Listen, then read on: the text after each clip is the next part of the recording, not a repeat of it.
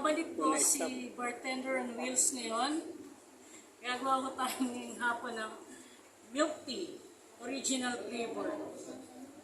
Sa 16 ounce po na milk tea is, ito po yung lalagyan. Lalagyan ko po ng 3 scoop. Sakto. Kailangan sakto ha. Hindi susobra. Isa. 3 scoop lang. Dalawa. Tatlo. Ngayon naman, lalagyan natin ng pampatamis. Babalik na rin ko na rito. Ay, shucks. Tumilapon. Mali. Sa galit po. Tumilapon yung asukal.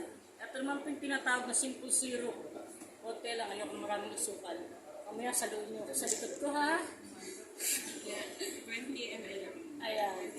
Konti lang. So, lalagyan ko na siya ng konti lang. Ngayon, sushi ko na po siya. Oh, hindi ako sanay bisa. Ayan.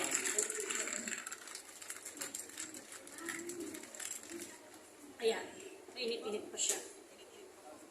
Ngayon, nasanay ako na parang alak ang hawak ko. Ma'am, sabihin mo yan. Up, mali. Nakalimutan ko yung design nga pala, yung earthy. Yung pampalasa. Haluin po natin to dito. Ito yung dekorasyon ng milk tea. Kailangan natin ng magandang design. Pang-attract sa mga bibili ng milk tea.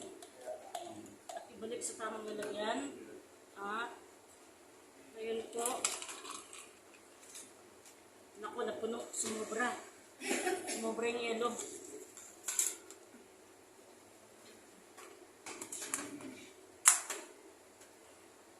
Ngayon, tapos na po ako gumawa ng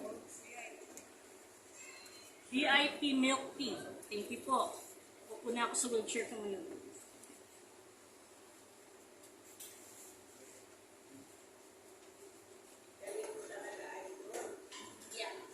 Pwesto. May milk tea na.